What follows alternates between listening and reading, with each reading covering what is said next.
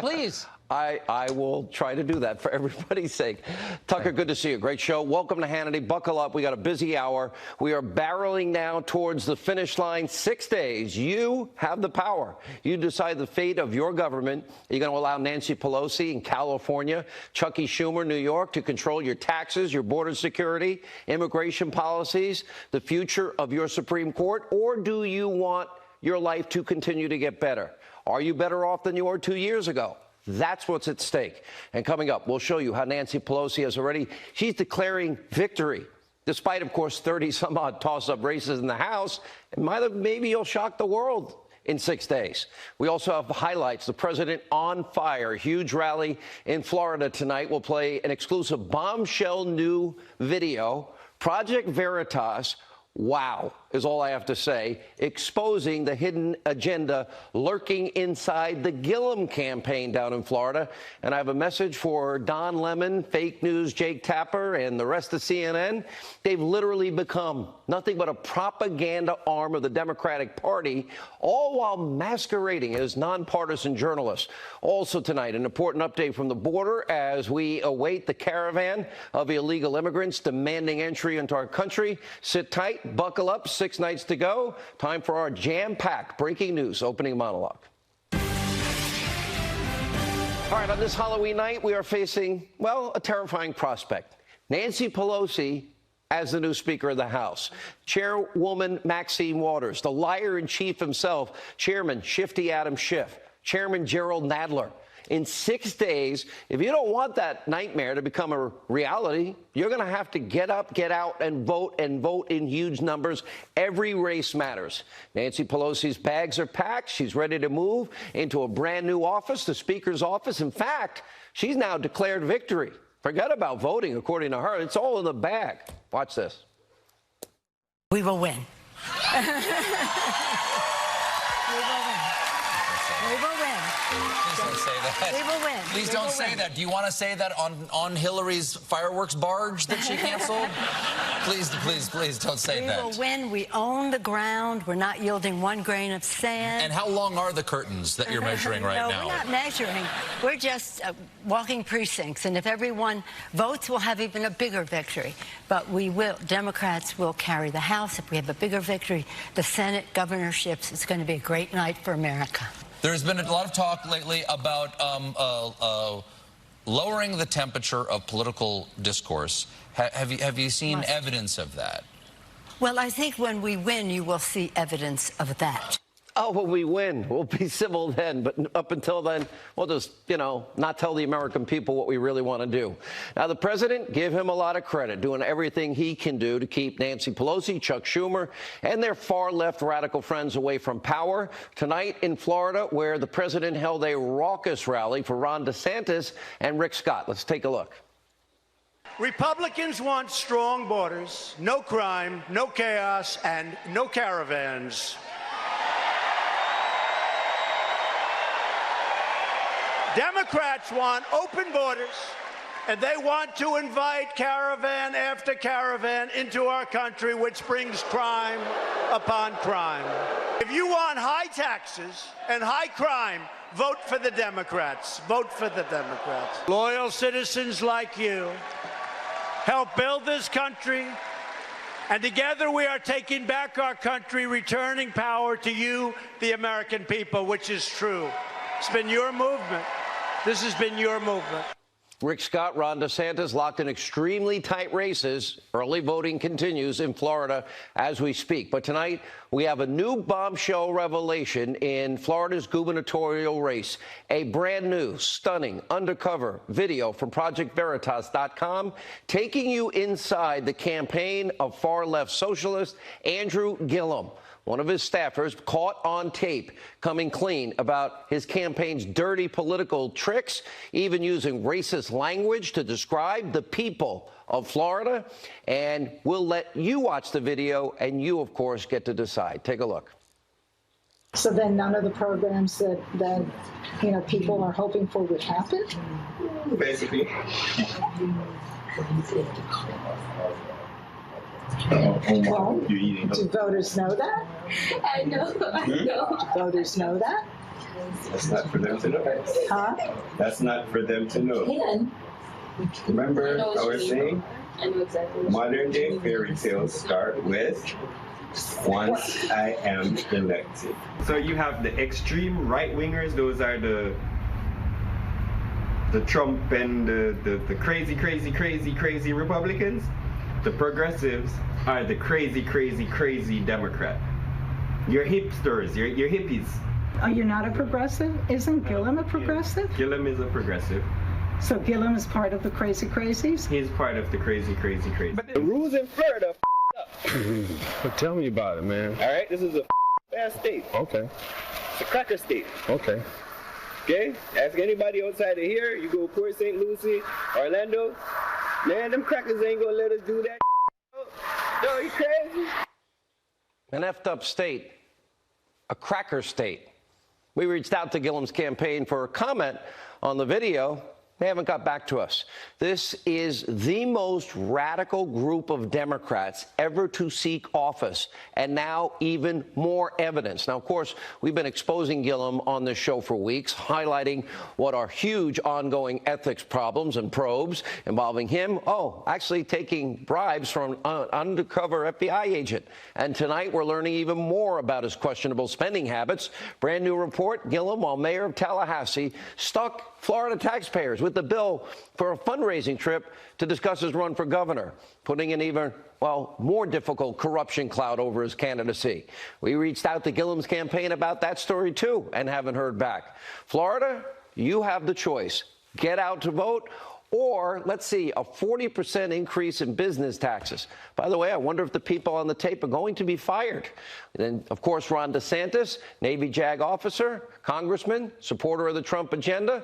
By the way, the Florida economy is literally hanging in the balance. Andrew Gillum exposed as someone willing to say and do anything. You notice the one thing consistent about all of these tapes, they have to lie to trick you into voting for them and being somebody they are not. And you just saw it with your own eyes. And Gillum, no different from any Democrat up for election.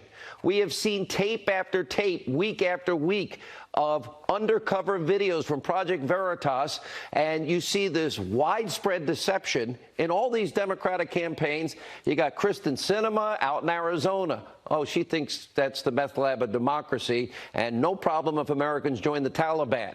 Then you got Claire McCaskill. She's caught on tape being a phony. One thing in public, one thing in private. Then you got Phil Bredesen. He thinks the people in Tennessee are ignorant. Heidi Heitkamp, North Dakota. They're all lying to you. Watch the tape. It's an election year for her. Yeah, she's being careful about pissing at people off. And what's funny is that she said basically, like, after the election, if and when she gets reelected, she's going to be super liberal. There's a lot of very conservative people in Arizona, and so she can't alienate the conservative or moderate conservative voters by being super she is pro-choice. She's very liberal. She's progressive. Right.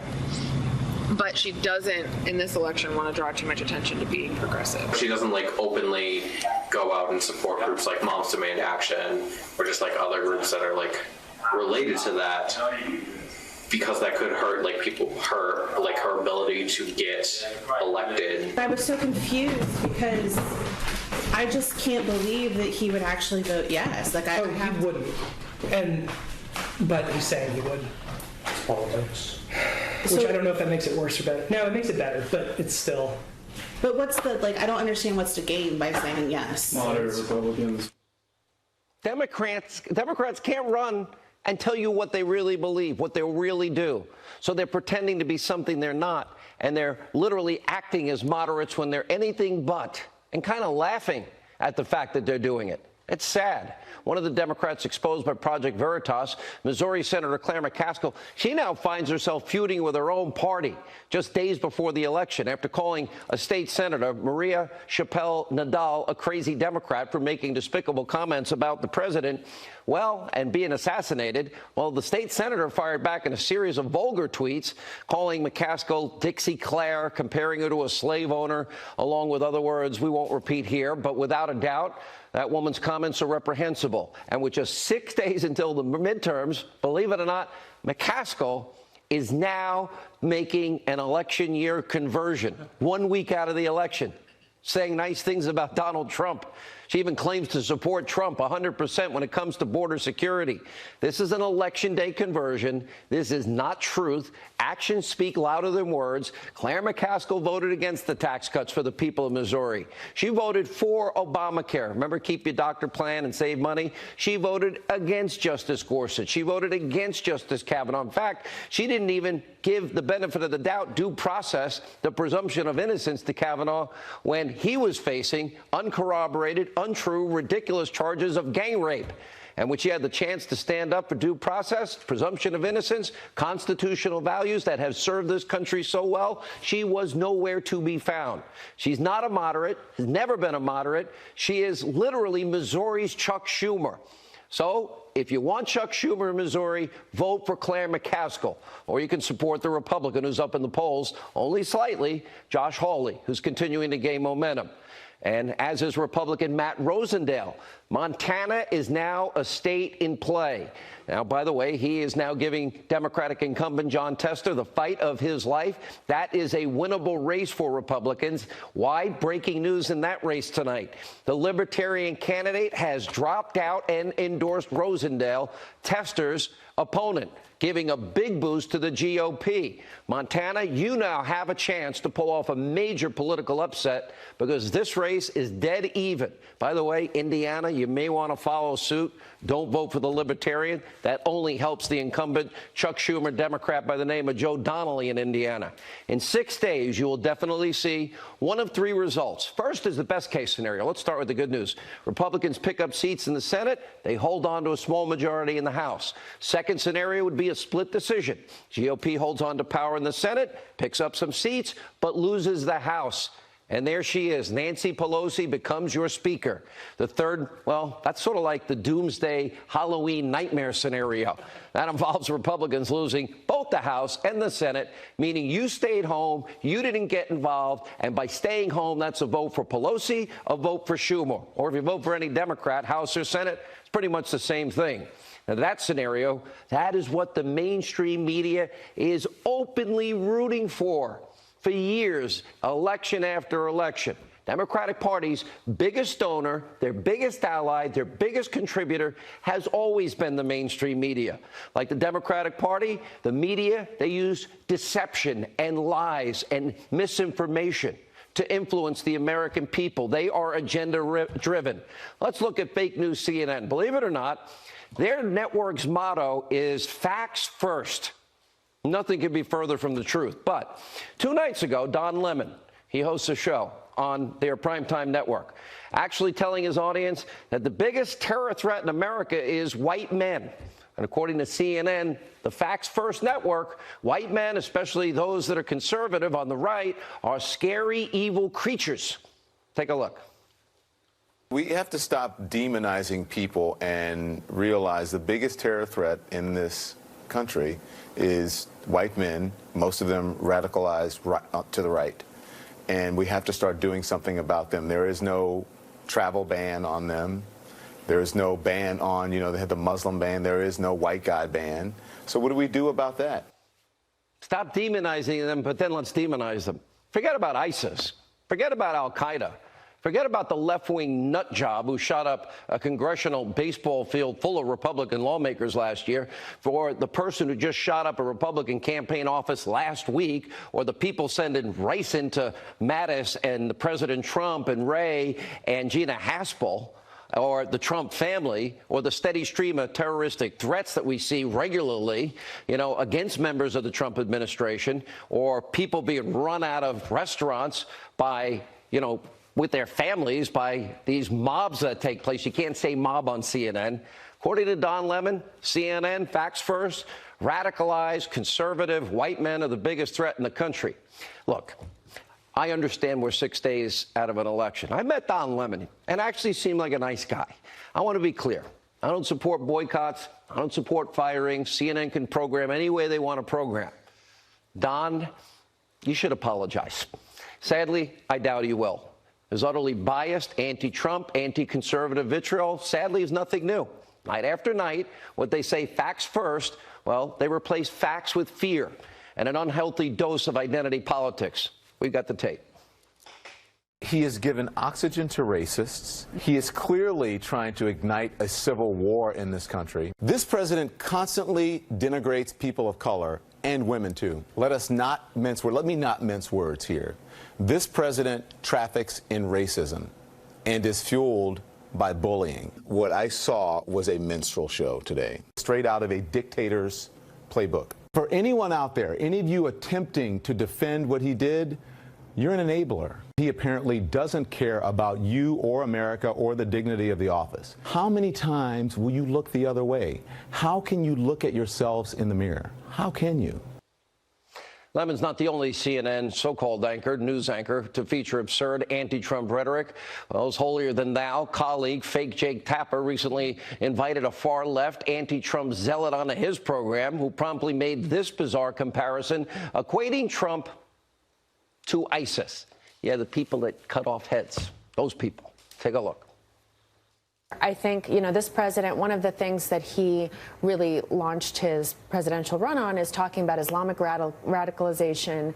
And this president has radicalized so many more people than ISIS ever did. I think the president has far more supporters who espouse an equally hateful ideology. No pushback from fake Jake. And Julie Yaffe, her name, a deranged so-called journalist that he invited on his show, literally says that Trump is worse than ISIS.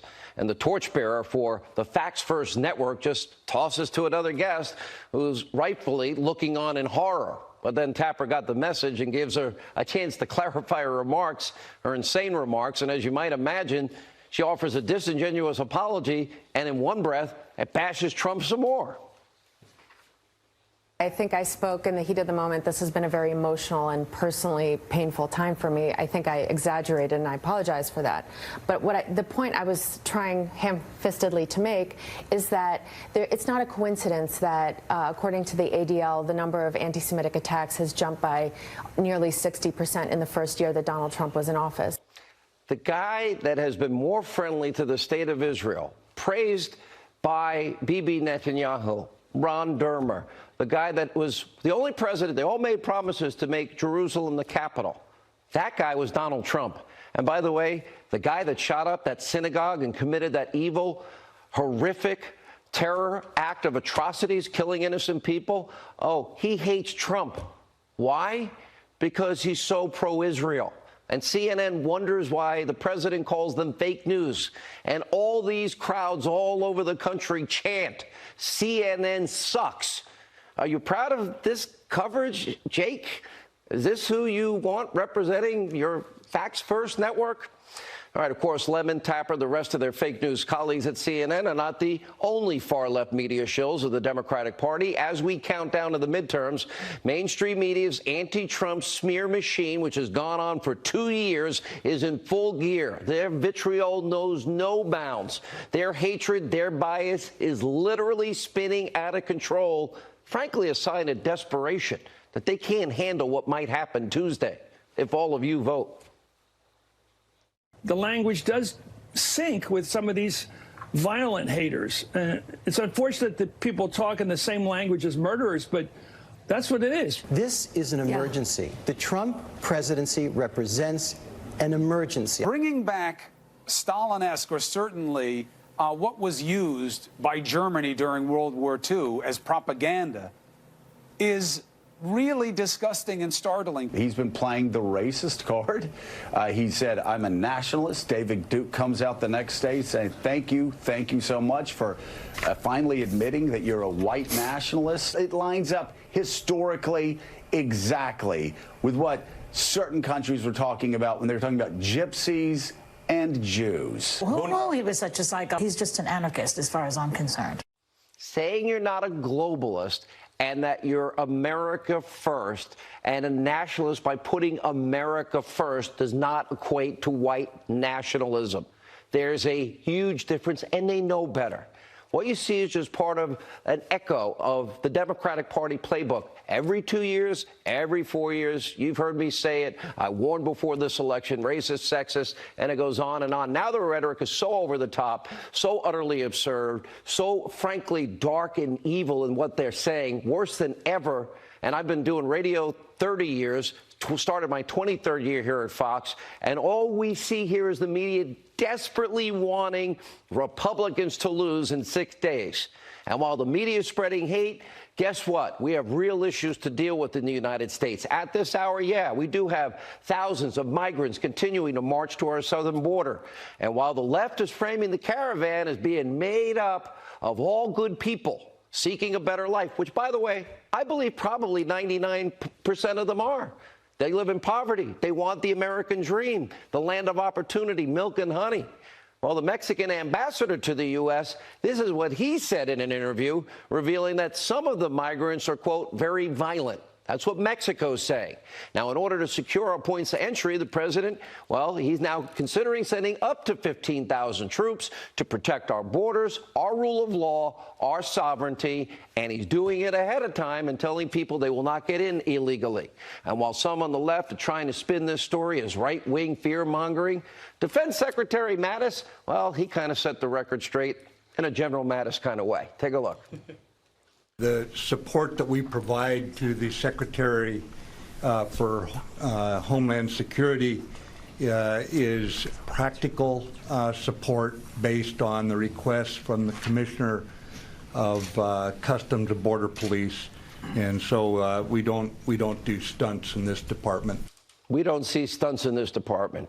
So you can wait till the last minute, or you can prepare, considering that is their stated goal, to enter America illegally. But they do need to turn around, and they need to go back and apply the right way. Do it with the rule of law. Follow our laws, like so many legal immigrants who desperately want to become Americans. We just need to know you come here with good intentions, that you want to be a part of our family. We get to vet you. You can sustain yourself. All right, a lot of news tonight. We're going to check in with 3 Senate candidates in tight races. Martha McSally, Arizona. John James in Michigan. Marsha Blackburn is taking a nice lead, but don't count anybody out. Every vote counts. Marsha Blackburn, straight ahead.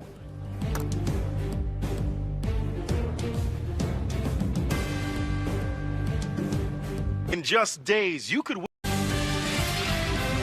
All right, joining us now, a preview of Tuesday's important election, 6 days away. U.S. Senate candidate from the great state of Arizona, Congresswoman Martha McSally. U.S. Senate candidate from Michigan, John James, is back with us. U.S. Senate candidate from Tennessee, Congresswoman Marsha Blackburn. Good to see you all. Martha, I'm looking at your race, and then one poll has you tied, and one poll has you up. And I'm thinking, how is it possible that a woman that says Arizona's the meth lab of democracy, and says people in Arizona are crazy, invites the blind sheikh's lawyer, the radical lawyer, to speak at Arizona State University, and says that it's okay for Americans to join the Taliban, while you have served 28 years, 6 tours of duty, while she was out organizing protesters, and I'm not making it up, with witches.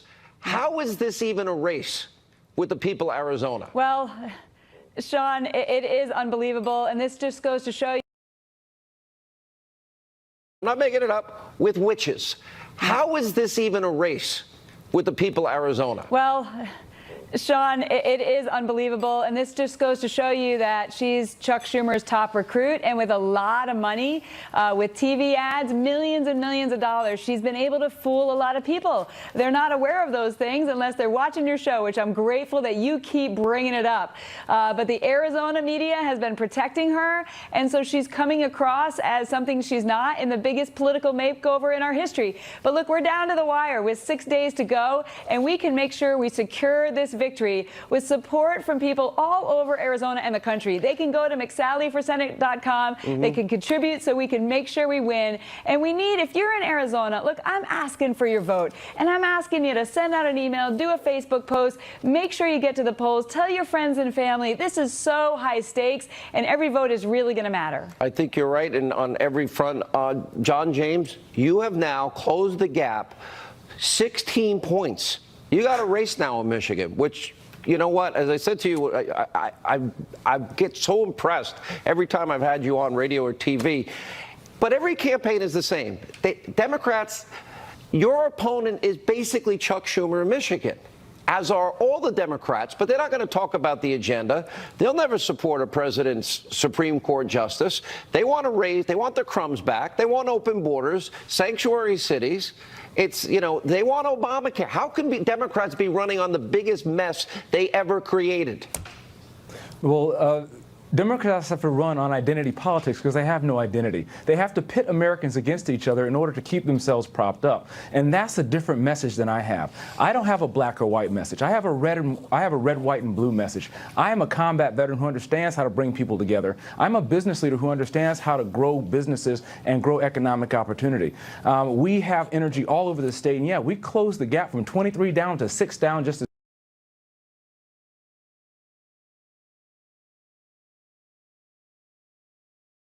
I've watched your campaign. One thing, there's a lot, 5 Project Veritas tapes have come out.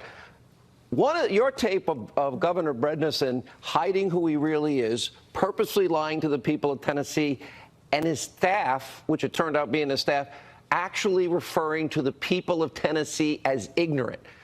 I think Tennessee is one of the greatest states in this country. I happen to love Nashville and country music. So since that time, it seems like your poll numbers have gone up a lot. They have indeed, and we like the trend that we are on. I have to tell you, there has been one slight and one diminishment after another from the Bredesen camp toward the voters of Tennessee. There's been, they've been referred to as idiots with an expletive in first of idiots by a Bredesen spokesperson, said they weren't worth the time. You have Hillary, of course, the deplorables comment, and Bredesen's team kind of following back on with that in their spokesperson Mark Brown's comments. But here's the thing, Sean, Tennesseans are pretty specific about what they want in their next U.S. Senator. They want a conservative. They want more constitutional judges. They want to keep their tax cuts, and I can guarantee you this, they want that southern border secured. And they're very concerned about the caravan that is coming through Mexico into our southern border. And every day people are saying, Marcia, we know you're going to stand with the president, and you're going to stand to get that wall built. And absolutely I am, and it's a pivotal issue in this race. You know, I would say, Martha, Kavanaugh, caravan, a lot of the rhetoric of the left has been so over the top. And the economy's turned around dramatically. Are we better off than we were 2 years ago? And I'm not talking about us. The forgotten men and women that I talked about in 2016, they're better off. We've had the biggest tax cuts, less regulation, 4 million jobs created, 8 million fewer people on poverty and food stamps. I like America succeeding. And the border is a big issue in Arizona. Amen, Sean. I mean, I was at a small business conference today, and the optimism is there because of the conservative policies. We're working with President Trump and cutting taxes and rolling back regulations. People are being lifted out of poverty, and thanks to the leadership of Governor Ducey here, Arizona is open for business, and we want to keep going in that direction. But border security is a big issue. The 2 bases in my district are now going to be staging areas for the military coming there. We are going to welcome them. Arizona's crazy. Yeah, go ahead. And that literally thinks it's okay to join the Taliban. John James. Exactly. You know what I'd like to see in Michigan? I've been to Detroit. I'd love to see this great city revitalized instead of talking about knocking down entire neighborhoods to consolidate services. That can happen. Yes, it can, absolutely. And you mentioned in your last segment about people who are coming up from Central and South America who want the American dream. Who can blame them? But the thing is, so do people in Michigan. So do people in Detroit. Detroit has become Jim Crow North. Detroit is the #1 most segregated city in the entire country. And Senator Stabenow has been an elected official for 43 years, been in a position to do something about it, and hasn't. We need to make sure that we bring positive, sustainable change for everyone. And Detroit is where we need to start. And we need to start bringing more jobs back to Michigan. I can do that. Marcia, we give you the last 20 seconds. I tell you, this is going to be a great race, and I think the more that the American people and Tennesseans are looking at what happened to Kavanaugh, what is happening with this caravan, wanting to keep their tax cuts, and thinking about what it would look like if you had a Majority Leader Chuck Schumer and a Speaker Nancy Pelosi. They're rethinking this, Sean. I think that we're going to do very well on Tuesday, November 6th. All right. Thank you all for being with us, and we'll be watching closely just 6 nights from tonight. All right. When we come back, President on fire tonight in Florida. He'll be doing a lot of campaigning in a lot of states as we now approach in the final stretch here. Ed Henry has a full report. Judge Jeanine Pirro weighs in next. Straight ahead.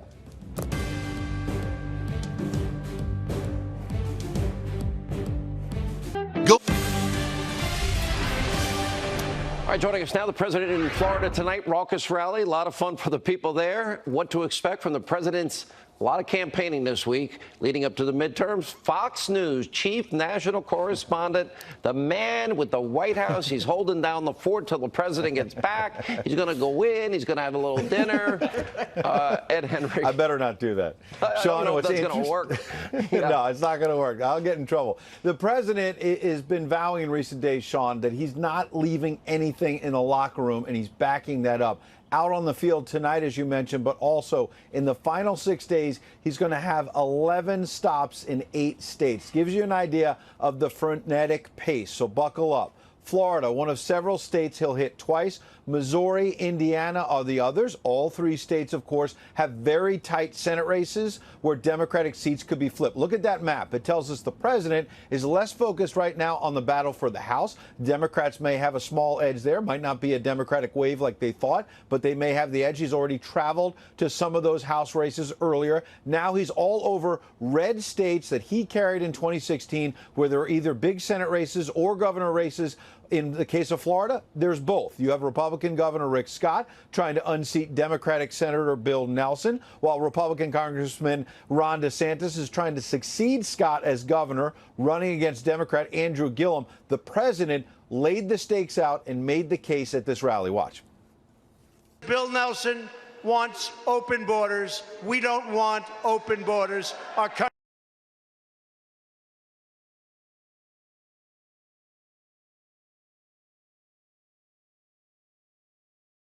Democrat Andrew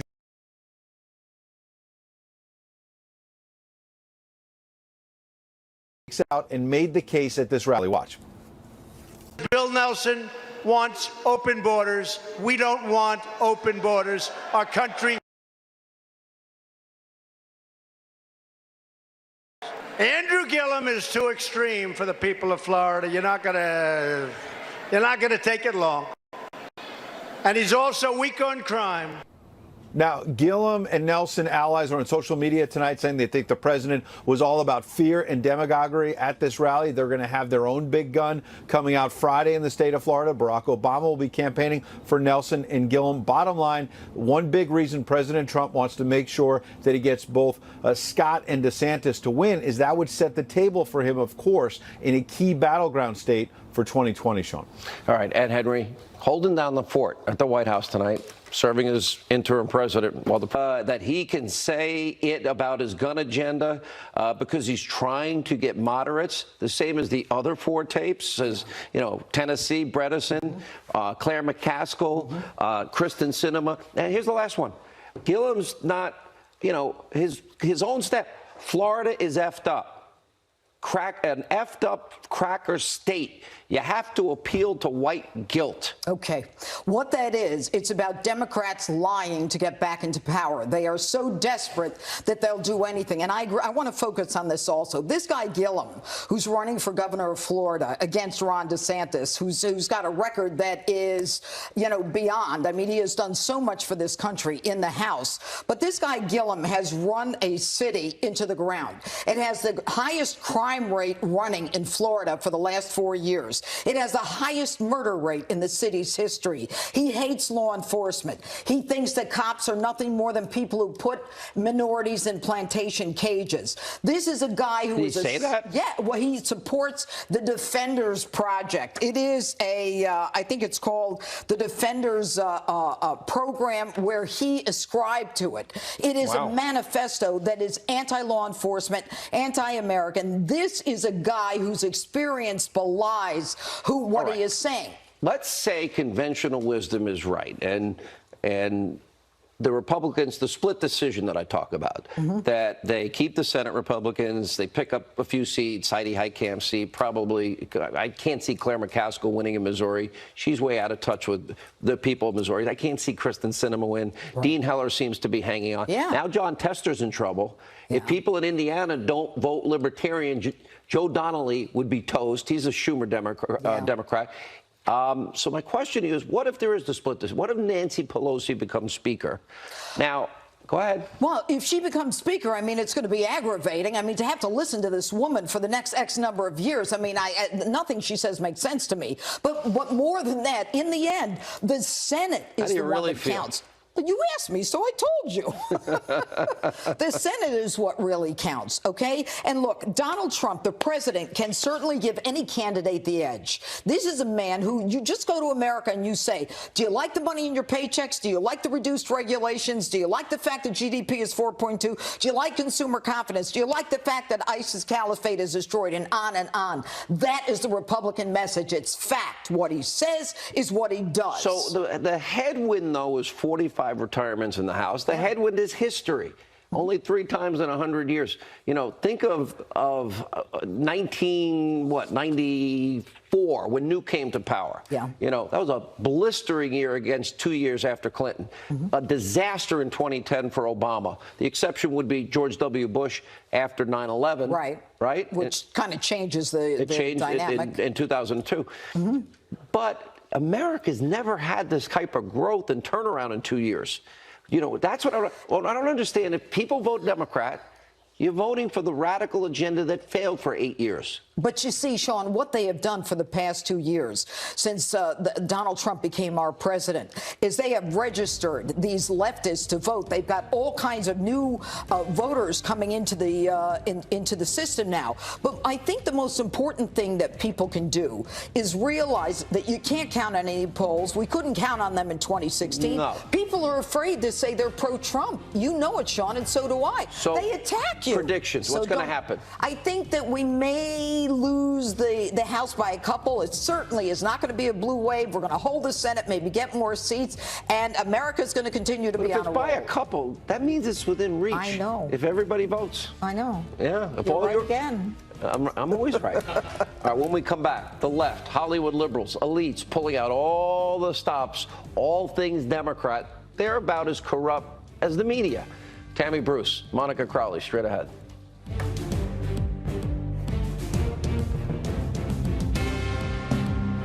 With my hot water.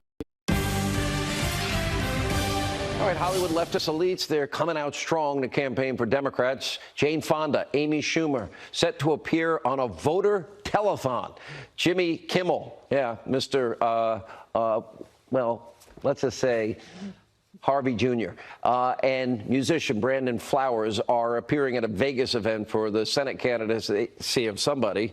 And Oprah Winfrey is going to campaign for Georgia gubernatorial candidate Stacey Abrams. And all this, actor Cromwell, James Cromwell, is warning of, quote, blood in the streets if Democrats lose the midterms. Isn't that nice of them? Joining us now with reaction, Fox News contributor Tammy Bruce, senior fellow, London Center for Policy Research, Monica Crowley. I'll just throw it to you guys. Here we are, 6 days out.